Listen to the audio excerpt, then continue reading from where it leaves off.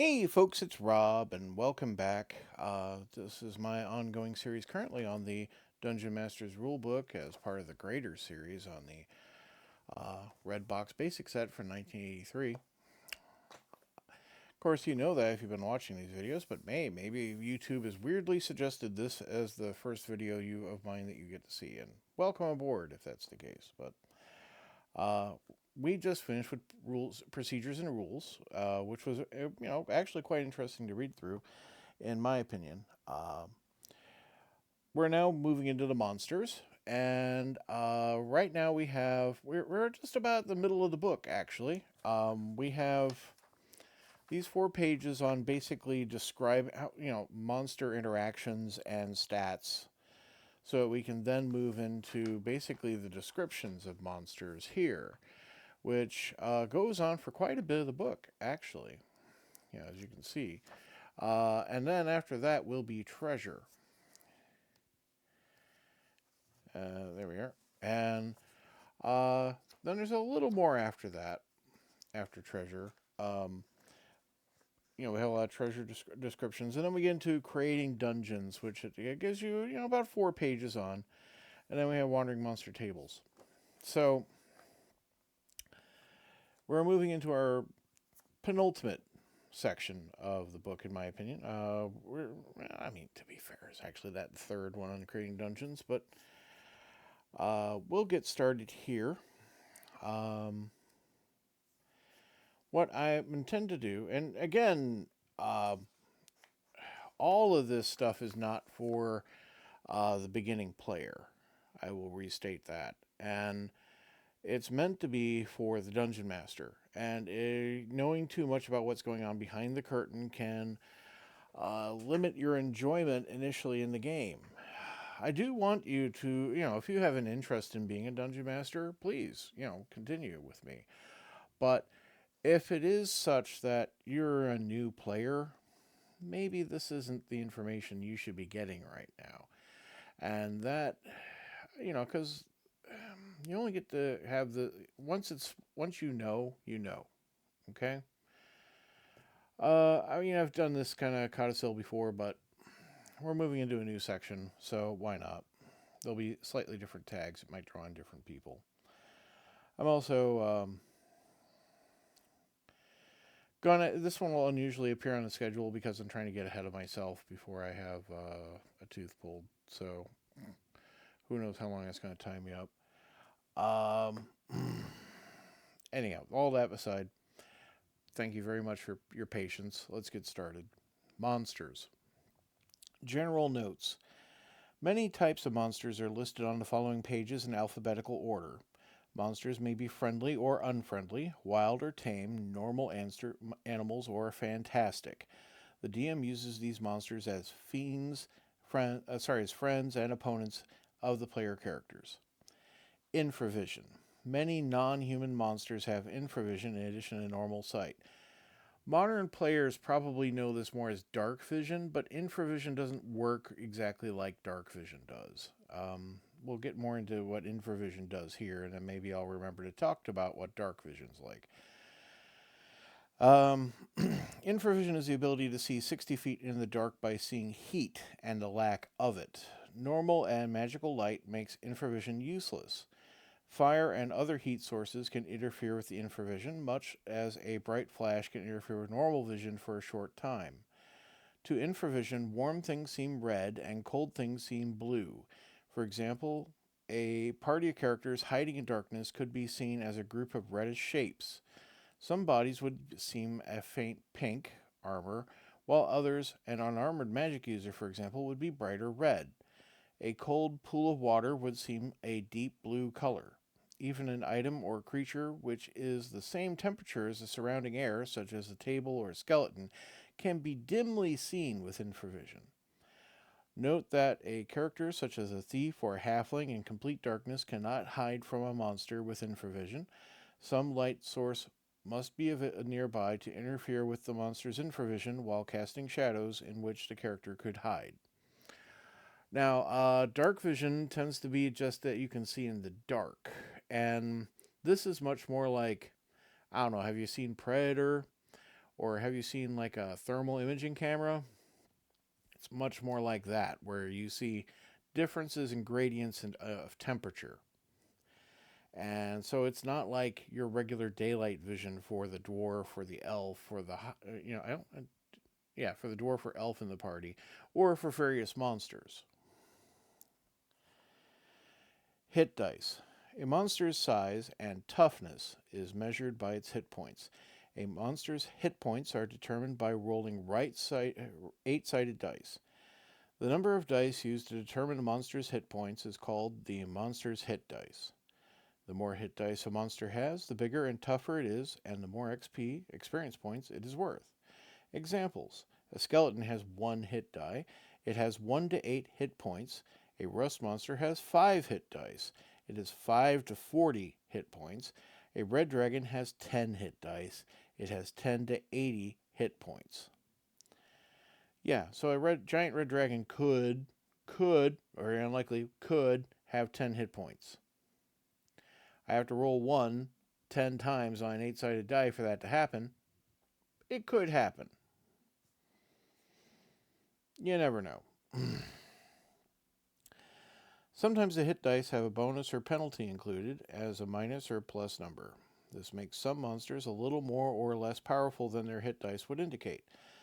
This number is added to or subtracted from the total hit points rolled on the hit dice. For example, 2 plus 1 hit dice means a total of 2 8-sided dice plus 1 point, or 3 to 17 hit points. In monster descriptions, the hit dice may be listed as 1 minus 1, 1 plus 2, 3 plus 1, and so forth. Every creature has at least 1 hit point, regardless of any subtractions. We have some more examples here. Fire Beetle has 1 plus 2 hit dice. It is a 3 to 10 hit points. It has 1d8 plus 2. A Bugbear has 3 plus 1 hit dice. It has 4 to 25. That is 3d8 plus 1 hit points. A Goblin has 1 minus 1 hit dice. It has 1 to 7. That is 1d8 minus 1 hit points. When rolling for a Goblin's hit points, a result of 1 or 2 would indicate 1 hit point. It kind of helps bring out the weakness of the creatures or the strength of the creatures, because they have a certain minimum of hit points. Like a dragon, you would expect maybe had a plus on there. But, it's not like, just to restate, it's not like your roll, say you had a 5 hit dice rust monster with a plus 1 on its hit die, right? It's not going to be 5 to 50 plus 5. It's 5 to 50 plus 1. Dungeon levels. Dungeons are often more than just a few caves. If your first group adventure, the ruins of a castle were explored, the cellar below the floor of the castle is left for you to fill with monsters and treasures. This is called the second level of the dungeon. The least dangerous, easiest level of a dungeon is always called the first level of the dungeon, or dungeon level 1. A dungeon may be any number of levels deep. In general, the deeper you explore in a dungeon, the more dangerous it becomes. Tougher, higher level monsters are discovered, but the treasure should also be larger. Dungeon levels and designs are explained in more detail on pages 47 and 48. Very old school. Still kind of pretty relevant, but yeah, you start your first levels of the dungeon historically are the easiest, and they get more difficult as you proceed. And some people like to put monster levels versus the level of the dungeon. So you run into 1 hit die creatures generally on the first level and 2 hit die creatures on the second level. You don't have to be so literal, right? It's your dungeon. Do what you want. Monster levels. A monster with 1 hit die is called a first level monster. A monster with 2 hit dice is a second level monster, and so forth. Any pluses are ignored. For example, 2 plus 1 hit dice are treated as simply 2 for this purpose. Monsters are encountered more often on the dungeon level equal to their level. Let's see, this is what I was just talking about. For example, a goblin has 1 minus 1 hit dice and it is a first level monster. Therefore, most of the goblins encountered by the party will be found on the first level of a dungeon. Goblins will be encountered less frequently on other levels of the dungeon. If encountered elsewhere in the dungeon, the difference between the monster's level and the dungeon's level is usually no more than 2. Examples: goblins have 1 minus 1 hit dice. They are most commonly found on the first level dungeon, but are rarely found any deeper than level 3. Bugbears have 3 plus 1 hit dice. They are most often found on dungeon level 3, but may be encountered on level 1. They are rarely found lower than dungeon level 5. And this also has to do with the Wandering Monsters table, right? You got like dungeon level 1, dungeon level 2, dungeon level 3. Again, I would say make your dungeon the way you want to. If you want to, like, you don't have to be literal with levels. I feel a progression as to harder content is deeper is very relevant and within the expectation. But if you want to have like some century level garden goblins and things on the first level, and then you have more of their hive down on the second level, that's perfectly fine. Go for it. Number of monsters. The number of monsters normally encountered is given in each monster description as number appearing. These numbers are used when the monster's level is equal to the dungeon level. The number appearing should be adjusted if the monster's level is different from the dungeon level on which they are encountered. The following guidelines should be used. If a monster is encountered on an upper level, that is easier level of the dungeon, the number encountered should be less than the number given. For example, gnolls have 2 hit dice. They are second level monsters. On dungeon level 2, 1 through 6, 1d6 should be encountered, the number given in the description. However, on dungeon level 1, the number should be less. 1 to 4, 1d4 might be found. If a monster is encountered on a lower dungeon level than its hit dice, the number appearing should be more than the number given. For example, on dungeon level 3, 2 to 8, as 2d4 gnolls might be encountered. On level 4, 2 to 12, 2d6 might be encountered or more. The DM may change the number appearing as desired. These guidelines are not rules, but are offered to help in creating good, fair dungeons. If low-level characters encounter tough monsters on the first and second levels of the dungeon, they might be overpowered. Even using these guidelines, they may encounter dangerous monsters, but in very small numbers. For example, the number appearing for bugbears is 2 to 8, that is 2 to 4. 8 bugbears can destroy a low-level party. Using these guidelines, only 1 to 3 should be encountered on dungeon level 1. I mean, fair. Don't go throwing a lot of tough creatures and monsters at your first level players. Reactions. Monsters may have nearly any reaction to the appearance of a party, unless the monster description says otherwise. To find the monster's reactions, roll 2d6 and find the total on the left side of the monster's reaction chart. Use the chart to find the monster's actions and any further roll needed. So, the monster reaction chart. First roll. You have a 2 through 12, right? So on a 2, it's an immediate attack. They're immediately just going to attack, go, all red condition, all point alert, right? 3 to 5, possible attack, roll again. So on a 2 to 8, they'll attack. 6 to 12, they're uncertain, roll again. Again, 2d6. 2 to 5, attack. 6 to 8, they're going to leave. And 9 to 12, they're friendly. Yeah. Maybe there's an ulterior motive why they're friendly. Maybe they're going to try to trick you, right? Trick the party. 6 to 8 on the main roll. Again, uncertain. 2 to 5 on this one's attack as opposed to 2 to 8. 6 to 8 is negotiate, roll again. And which will 2 to 5 is attack, 6 to 8 leave, and 9 to 12 is friendly. And then this one just has a straight up 9 to 12 on the second roll is friendly. 9 to 11, possibly friendly, roll again. 2 to 5 on the second roll is uncertain, roll again with 2 to 5 attack, 6 to 8 leave, 9 to 12 friendly. And a 6 to 12, that is half of the curve, is friendly.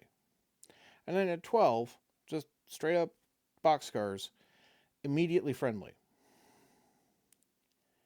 So you see asterisks in here when we're going to roll again. Wait one or more rounds and consider character actions, the speaker's charisma, and the overall situation before rolling again as explained below. So, and that's on the secondary rolls, not the primary roll. Just get out. Yeah. Primary roll, let's say, for example, is a 9 on the chart. That's possibly friendly. Roll again. So then we would need to consider character actions and effective charisma and what all this means, right? The actions of the PCs may affect the monster's reactions. The characters may talk, negotiate, or may use hand motions if the creatures don't understand the PC languages. Your reaction roll may include an adjustment to account for the actions of the characters. Adjustments from PC actions could be -2 or -1 penalty, or a +1 or +2 bonus, or no adjustment. Now, so, like, first off, the character's actions are I'm going to stab the guy in front of me. Probably going to get into a fight at that point, and you don't really need to consider the chart further, in my opinion. But, if the players have been, like,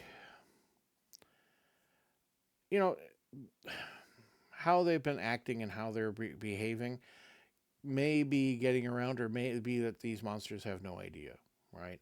But if they have things that may have caused a reputation, like, monsters that have been fleeing before them, maybe that will affect the reputation roll here, the reaction roll. If the players are making an effort to try to be friendly, that may also have an effect.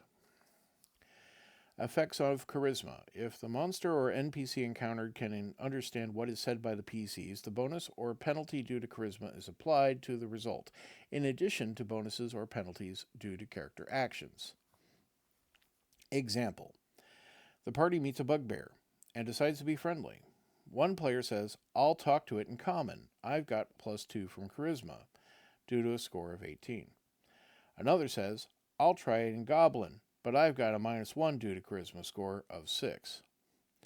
If the monster understood common tongue, you would add +2 to the next reaction roll. However, if the bugbear knows only bugbear and goblin tongues, and the -1 penalty is used. So, negotiation. Uncertain monsters may try to talk or negotiate. If they can communicate somehow through words or hand motions, the monsters may suggest that some sort of agreement might be made. For example, and somehow this example box is not grayed like the rest of the example boxes, but, again, early edition. A monster might fear the party and offer to pay them if they will go away. In exchange for its friendship, a hungry creature might ask for food. A hungry animal might lick its lips, obviously hungry but apparently not wanting to attack the characters. A more intelligent monster may want a bribe, threatening to attack or unless the characters give it something. The process of making offers and discussing them is called negotiation. A chaotic monster will not necessarily keep its promises. Chaotics are not dependable. There are many chaotic monsters. A neutral monster will usually keep its word, especially if it would be risky to break it. It will do what is best for itself. More monsters are neutral than either of the other alignments. A lawful monster will always do what is promised. Its word is as good as written contract. However, there are very few lawful monsters. Reactions can make the game much more fun than having fights. With some careful thought, a good DM can keep everyone interested and challenged by the situations that can arise. Remember that no creature wants to get killed, and if the party looks and acts fierce, many creatures can be scared away or forced to surrender, although large and tough monsters probably won't scare very easily. You may find more information on the reactions and behavior of animals and other normal monsters at your local library.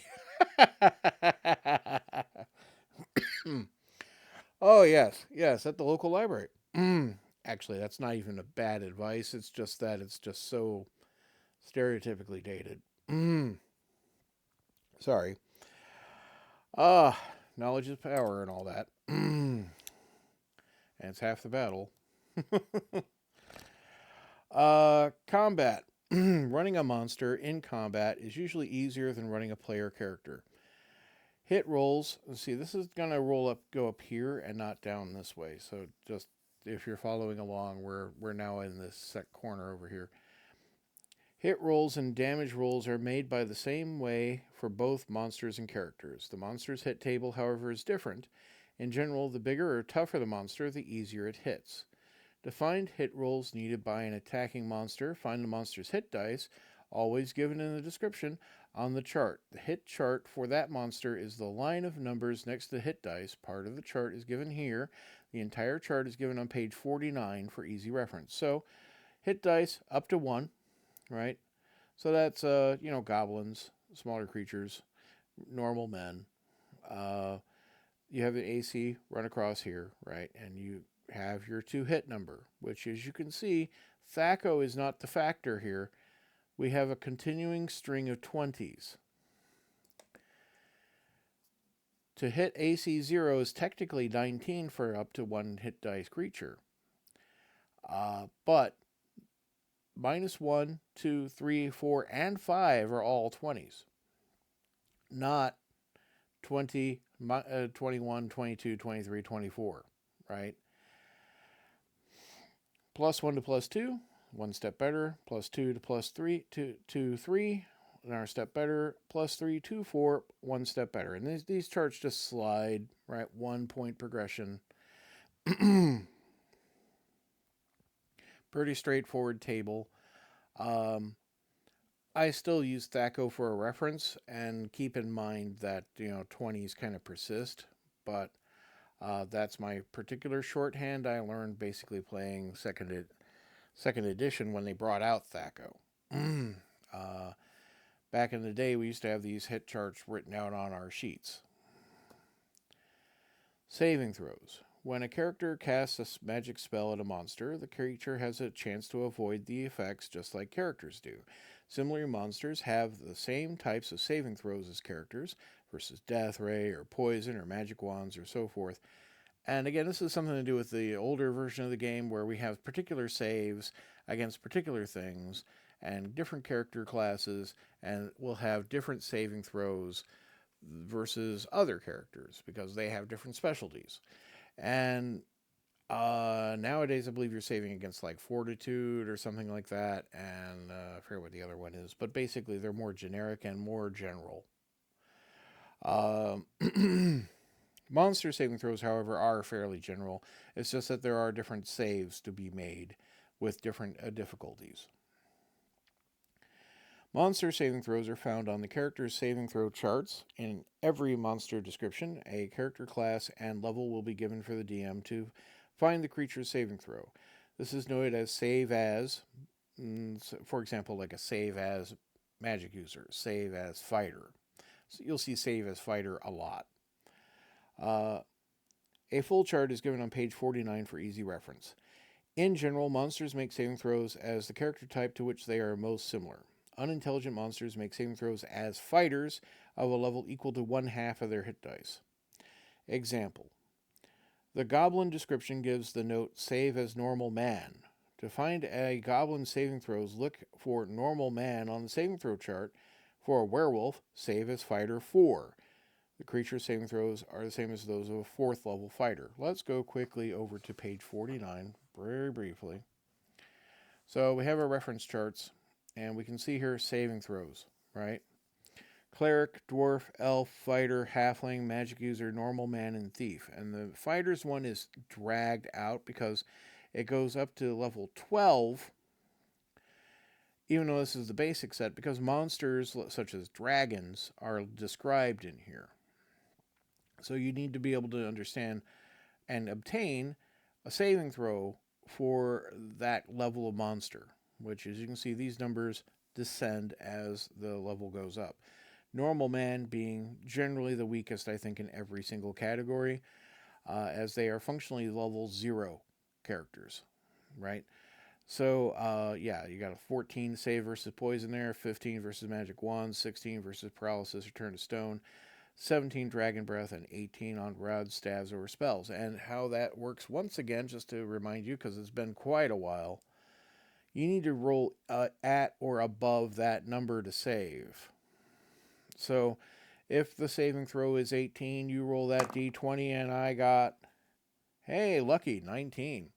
The normal man save for the goblin worked against the rod, staff, or spell, for example, and in which case you've managed to either negate the effect or half the damage or whatever the description of the spell or effect is. Back to our regular scheduled programming. Special attacks. Many monsters have special attacks, which are mentioned in the descriptions. A character can usually avoid the effects of a special attack if a saving throw is successfully made, though energy drain has no saving throw. An energy drain is a function of undead creatures of this edition of the game and certain other older edition of games, which makes undead quite potent, at least certain undead. And boy, howdy, is that something your players are going to want to avoid. And I don't blame them. There's a lot of hard work you'll end up losing with an energy drain. Read the following explanations carefully and refer to the section whenever a special attack is used in the game. So, blindness. In the basic game, blindness may result from certain spells or actions or when fighting in the dark without infravision. Some forms of blindness do not involve sight. The bat and giant shrew, for example, see using sound and may be blinded by the cleric spell Silence 15-foot radius. The rule given is simply the victim of blindness may not move or attack. However, you may use the following optional system if desired. A blinded creature may attack, but with a -4 penalty on all hit rolls. Anyone attacking a blinded creature has a +4 bonus to all hit rolls, since the victim cannot properly defend itself. A blinded creature may move at 1/3 normal speed or up to 2/3 normal speed if guided or led. A character cannot normally attack an invisible opponent. However, if a magic user spell Detect Invisible is used, the caster may guide others by words or actions, making attacks possible. The characters attacking invisible creatures may not be treated if blinded, using guidelines given above. So, there's no blind fighting skill here, at least not in this particular version of the game.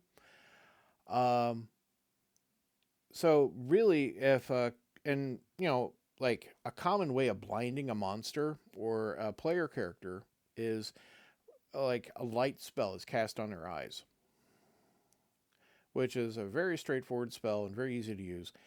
At worse, continual light spell is cast on their eyes, and they don't make the save, right? And they are blinded. And with continual light, it's not going to go away until it's dispelled. So watch out for that. Charm. Some monsters can enchant characters so that the character is confused, believing that the monster is a friend. If a character is a victim of charm, attack from a harpy, for example, and fails a saving throw versus spells, the character is immediately charmed. Bargle, the magic user in your first adventure, charmed your fighter. I was going to say, that's exactly what happened in the first solo adventure. A charmed character is confused and unable to make decisions. The charmed character will not attack or harm the charming monster in any way and will obey simple commands from the creature if they both understand a language, whether the alignment, tongue, or some other language. If the charmed character does not understand the monster's speech, the character will still try to protect the monster from harm. Charmed characters are too confused to use any spells or magic items which require concentration. So, you charm a bugbear, right? And he understands your language because, let's say you either speak Goblin or he speaks Common, and you have him, around. You're trying to use him as cannon fodder, but in the end, he understands basic instructions, and he won't use any.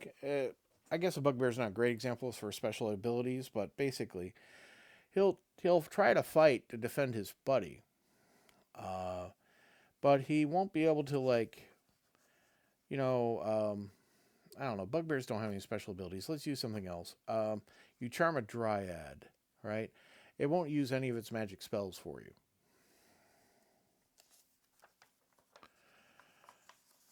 Right. If the charming monster is killed, the charm effect disappears. A higher level spell, Dispel Magic, can be used to break the charm without killing the monster. So, you know, if basically the person who casts the charm spell, if they are killed, the charm wears off, right? Uh, but not always is that desirable, right? Energy Drain. This is a dangerous attack form with no saving throw allowed. If a character is hit by an energy drain attack by a wight, for example, the character loses one level of experience. A monster would lose one hit die from the effect. The energy drain removes all the benefits of that level, hit points, spells, and so forth, as soon as it occurs. The victim's experience point total drops to the midpoint of the new level. So if you were like at, well, there'll be an example, so we'll get, a first level character hit by an energy drain attack, which, why is that happening? Uh, there is normally no way to cure an energy, they're killed. Sorry. There is normally no way to cure an energy drain. The character can only regain the level through normal adventuring, earning the experience points all over again. I believe in a much later books, there's a restoration spell, which will restore levels.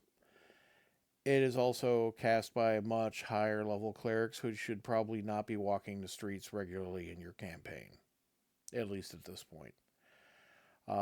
And probably is not readily available from the temple in town, right?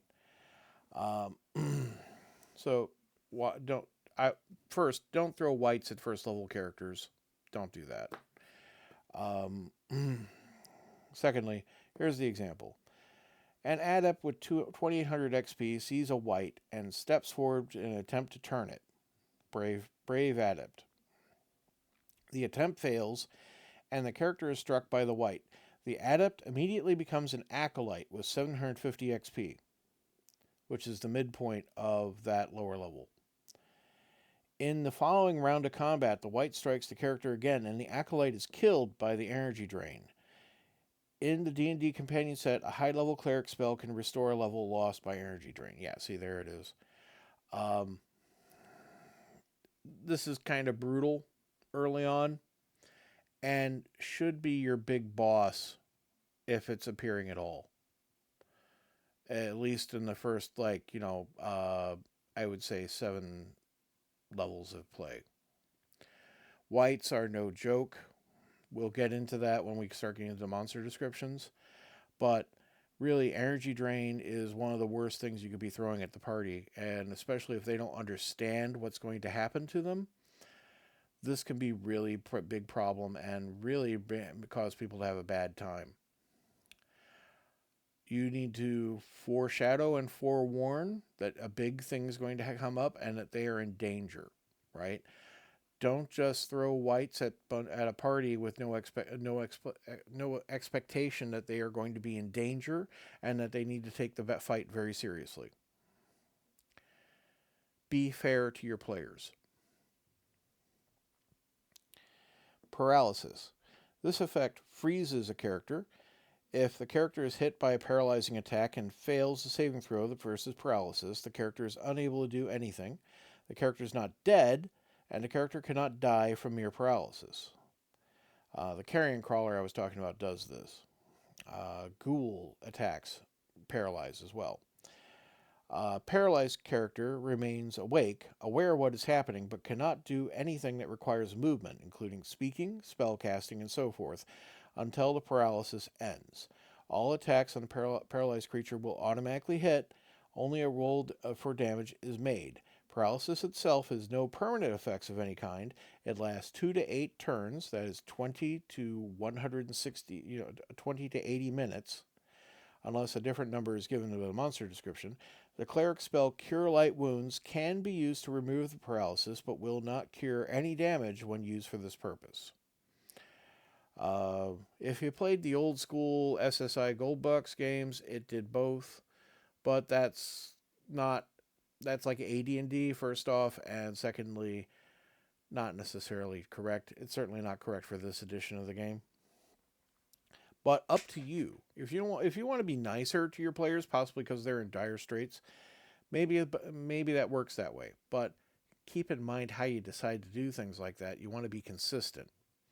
Don't go one session that Cure Light Wounds only removes paralysis, and then in our session, it cures wounds and paralysis, and then in our session, back to being just removing paralysis. Again, be consistent, be fair, right? Poison. Ooh, poison can be quite a thing too. Poison is a danger to all characters. If a character is hit by a poisonous attack by a snake, for example, and misses the saving throw versus poison, the character will usually die. In the D&D expert rules, poison can be cured with a magic spell. There is a neutralize poison spell. It's not as bad high up as a restoration spell, but it is, again, not an everyday spell your low-level characters are going to be encountering. Possibly it's going to be available at the temple. Who knows? Poison damage. Optional. Since instant death by poison can swiftly remove the fun of a game, see, they even acknowledge this, the DM may change the effect of failure to a number of hit points of damage. The failed saving throw may still cause death from damage, but often will not, and the game may continue. A regular system of damage, such as 1, 2, 3, or 4 per hit die of the monster, is recommended. So, if they're particularly venomous, you might want to make it a 3 or 4 points per hit die of the monster. If it's a particularly, not too strong a poison, maybe 1 or 2. Maybe you want to set a duration on the poison, instead of just being like undescribed as it is here. It's incredible that they only gave 2 paragraphs to this and only 1 paragraph to the alternate poison damage, but I think you should probably consider fleshing that out a bit to be like a damage over time with a set amount of time, or with a randomized amount of time, right? You'll need to keep track of anything like that. And that reminds me, energy drain was removed from the current version of the game, and partly because it was, players didn't enjoy it. And partly because it was a lot of work to keep track of like where the character was, like on a previous level, and then like, are you re-rolling hit dice as they go back up again? Are you restoring previous rolls? It gets complicated, and I feel like we haven't really spent enough time talking about it. But at the same time, we do need to finish this section so we can actually... Well, you know what? This is monster descriptions, and that's probably going to be worthwhile before we get into the actual monster list. So, like poison. I'll try to describe poisons in advance for my own purposes, and then if they save, generally they are negating poison. They've avoided being poisoned. And if they are they failed to save, then they are going to suffer damage from the poison, right? And that can be for, say for example, a D4 number of turns, or for a set amount of... instead of a set damage for poison, maybe I'm setting a D type of damage, and it will be for a set number of rounds, right? Yeah. I forgot just how little is in here about these things that are a big deal. But that's going to be it for today. Thank you very much for joining me for this video. I appreciate you spending the time to listen to me talk about this game that I care about quite a lot. And I know you could be doing other things. There are other much fancier, much spiffier channels out there with editing and not having people hiccup and try to fight off a sneeze. But I'm just trying to do a little thing for me, right? So glad to have you along. And, I like, subscribe, whatever, all that fun stuff. I almost never talk about it, but it does help the channel, as does actually watching a video through. Uh, Watch time is the only thing that's really stopping me from doing anything more advanced with this channel, as it still only has a basically there's a watch time requirement as well as the actual number of subscribers, etc. And I am way off of that target.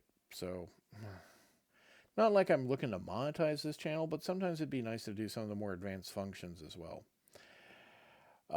Anyhow, that's enough about that. I hope you have a great day. Goodbye.